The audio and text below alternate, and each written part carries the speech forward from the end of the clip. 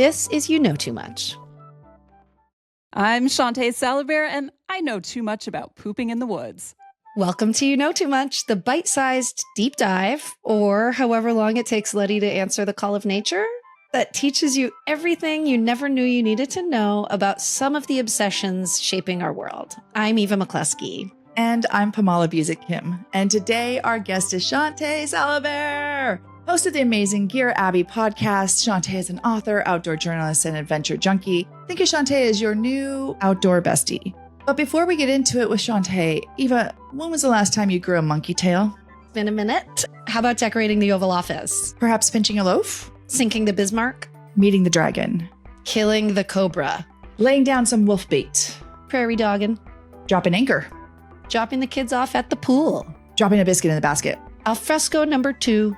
Communing with nature. And with that, let's get into it. Hi, Shawnté. Well, hi. Hello, everyone. I'm so thrilled to talk about my favorite subject today, which is pooping in the woods. I think it's about to be all of our favorite subjects. I hope so. I think my first memorable outdoor poop actually happened in my 20s on my very first backpacking trip. Oh, wow. Yeah, and it involved a bear. So What? Yeah, and a bear butt. It was a bear animal and a bear butt together as one. I didn't mean for it to end up that way, but yeah, I was nervous. I was like, am I going to be able to aim? You just got to take a really good poo. Mm-hmm.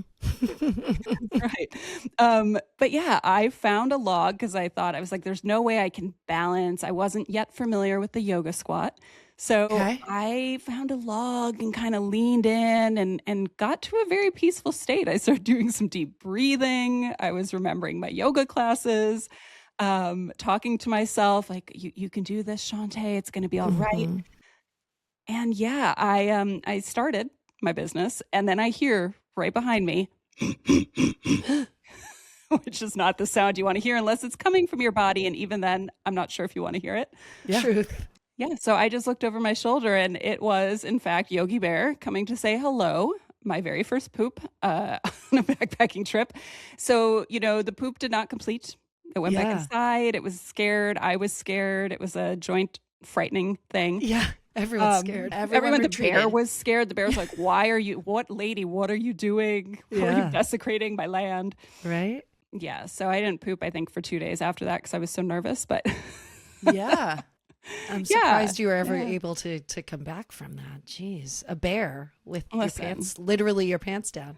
Literally pants around the ankles, bear over my shoulder. I feel like this speaks to my inner strength that I was able to poop outdoors again many, many, many times. The fact that you even went back outdoors. Yes.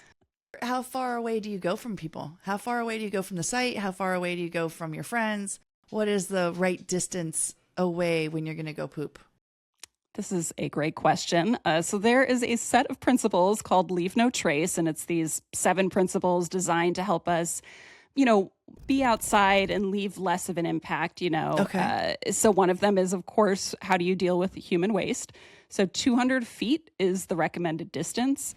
So sometimes, though, you have to pay attention to the direction you're walking. If you're on a trail and you see a nice, thicket of trees that you want to go drop a little deuce in, usually you'll know if you're far enough away.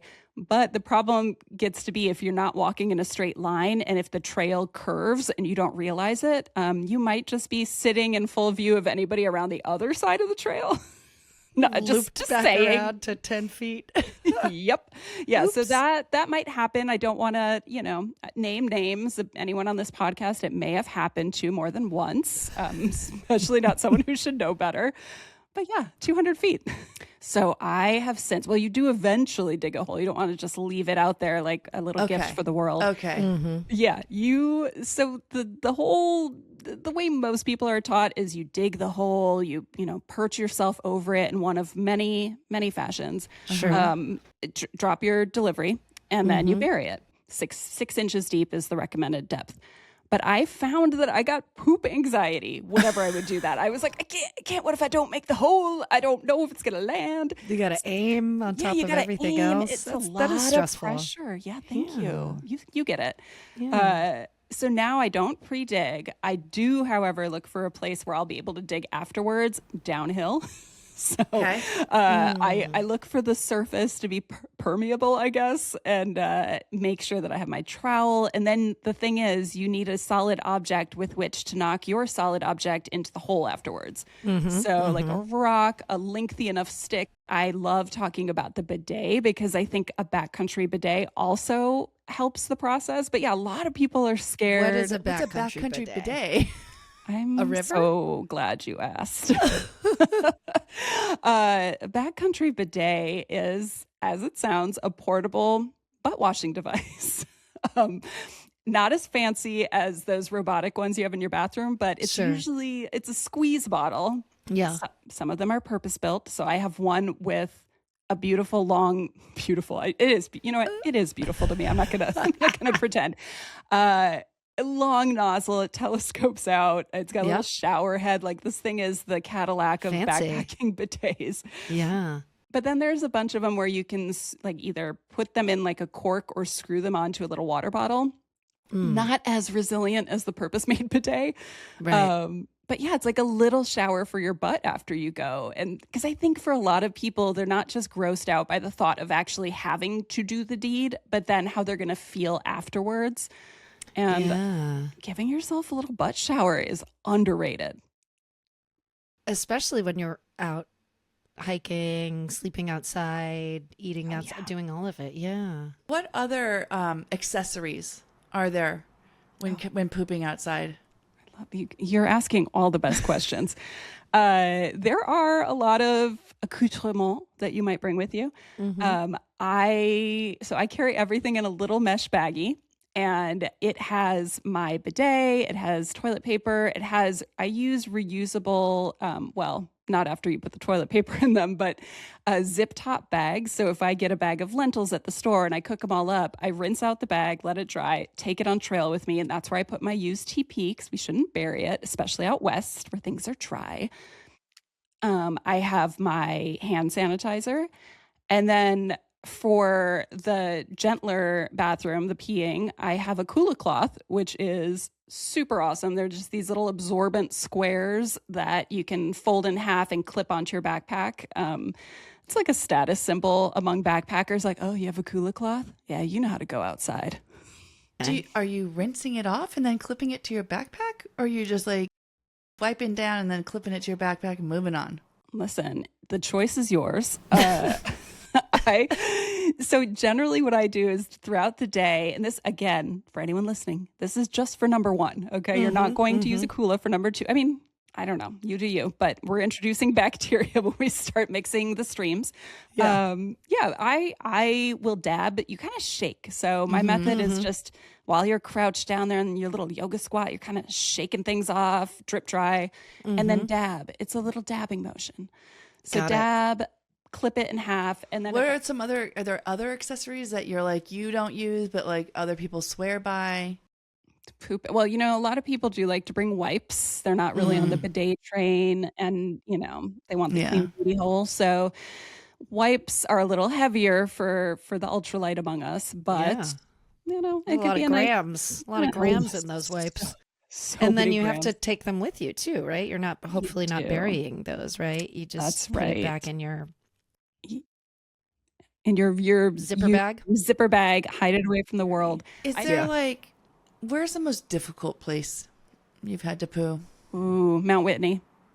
I don't know You know anything why? about Mount Whitney. Yeah, tell me more. Mount Whitney, okay, highest point in the continental U.S., 14,505 feet, give or take, depending on the day. So Mount Whitney is one of those places where you are not allowed to bury your poop. And so they issue you something when you pick up your permit. You get something called a WAG bag, and that's WAG. It's not, isn't there like WAGs? Isn't that a Wives and girlfriends. Yes.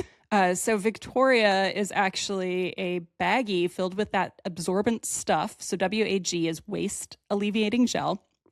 And it's that stuff that janitors would use in school to like soak up puke and stuff. Yeah. Bodily fluids. Yep. Yep. So they issue these bags at when you pick up your permit, and you are expected to poop in the bag, wrap it up, and carry it out with you.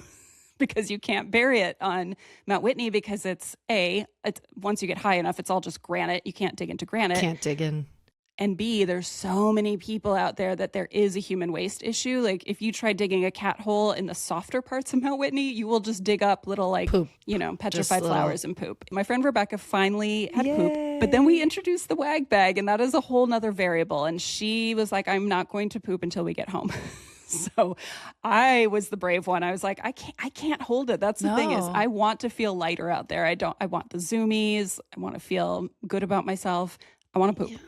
Yeah. You don't want your poop on you once it's outside of your bod. I want get it rid to, of it, right? I want it to be gone. So I volunteered to be the first person to use the wag bag. And the thing about these wag bags is you're not supposed to pee in them because they get super heavy. Just imagine, it's like that makes sense. But listen, the first time I used this thing, I squatted down. So I peed separately. I was like, first I will pee. I'm going to get that out of the way. Then I squat down, and then as you know how anatomy works, you start peeing again a little bit when you're trying to do the other thing. Yeah. I was like, damn it. So I scuttle off to the side again. And was like, I shall try peeing more. And like, squeeze. Okay, little trickle. Yeah. Now I'm ready. Now it is empty in there. No, it's not. No, I could not separate the two. It was no separation of church and state. No, that's not just you. But I think you can't do one I don't think you can poop without peeing. Yeah, it's like Bert and Ernie. They're meant to be together. Mm-hmm. Yeah. Yeah. So yeah, I had a very heavy wag bag. And the other issue with these things is you're really only designed for one deposit each, Right. Yeah. Right. But sometimes the human body doesn't work that way in a 48-hour period. So, so I had to use it a second time. I was like, all right, well, this isn't great, but all right, two and done, right? We're done. I've summited Mount Whitney. I've been the highest thing in the continental U.S., me and my poops. We're going downhill now. We're heading home. But then I had to go a third time. No. And yes. Could you just use somebody else's? No. No. They're all in use. Yeah. But the third time, this is where I admit the one naughty outdoor thing I've done is that when we were low enough, I just went very, very, very far off trail, like let's say 400 feet. And I dug a hole and went because there was no way we were going a third round. You're not going happening 3 times in the wag bag. Even this girl can't handle it. No, she can't. She's a delicate lady. Okay. Yeah. Precious. Wow. Okay. Is there anything that we need to know about outdoor pooping that maybe people don't, maybe they think it's one way, but it's not? Or like, are there any stereotypes, or is there anything you want to counter when it comes to having this skill? Yeah, I'd say the thing is, it's not as scary as you think it is. It's not as gross as you think it is. Everybody poops. In a lot of places around the world, people already use drop toilets, which are basically, holes in the ground with nice little porcelain around them. It's not like squatting is actually the natural way our body wants to evacuate. It kind of sends everything in the right direction. It's like a little internal slide happening when you do that. So it ends up sometimes making it a lot easier and a lot quicker than at home if you're squatting. And yeah, I'd say like it's not that scary. We all poop. You don't have to be embarrassed about it. You don't have to be scared. I promise a bear is not going to come up and lick your butt. Maybe some flies or mosquitoes if you're hanging out there for a while on your little buns. So just a little bit of maybe bug spray on your butt, on your butt cheeks before you squat if you're worried about that. Yeah, that's a good tip. I don't think people know that. Just a mist, light mist on the butt cheeks, like you're perfuming. Yes, exactly. Just walk through it. Is there an order of equipment? Like I see you said that you have all these things in your mesh bag, but is there do you lay them out in a certain order? Do you have them? Is there? It's like you've been there with me. There is an order to things. Damn it. No, I lay them out on. So I feel like anyone who listens to me, who listens to this, who knows me is like, yeah, that tracks. Anyone who doesn't is going to be horrified. But no, I do have an array of things I like to set out. I usually set them on a rock. If there's a rock nearby, that's my preference because there's less dirt involved. If there's not, I'll just find the least dirty spot that's not in the line of fire. Because remember, I am freeballing until I dig the hole. Yeah. But I set out, I want the hand sanitizer is open. The Dr. Bronner's soap is open. The bidet nozzle is telescoped out with the water ready to go. And the non-dominant hand is the hand you're going to be wiping. So I do my business. Then I use the bidet and a little bit of soap, non-dominant hand. You got to suds up the tushy, and then I rinse everything, wash that hand again, and then I bury everything. So it's really a process, and I've got it down to a science at this point. It's probably one of the things in life I know how to do best is poop. You really do. And there is a system to it. And it is really helpful to know how to do it. Yeah.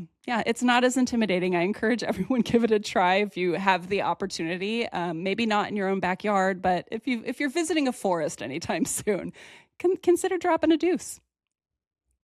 Best advice ever.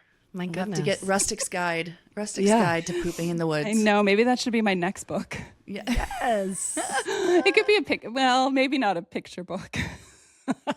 Like a children's picture Maybe book. I was gonna Everybody say, poops, but children's, outdoorsy. Yeah. Yeah. Exactly. Yeah, Very good. illustrators, hit me up if any of you are listening and you want to illustrate this amazing book.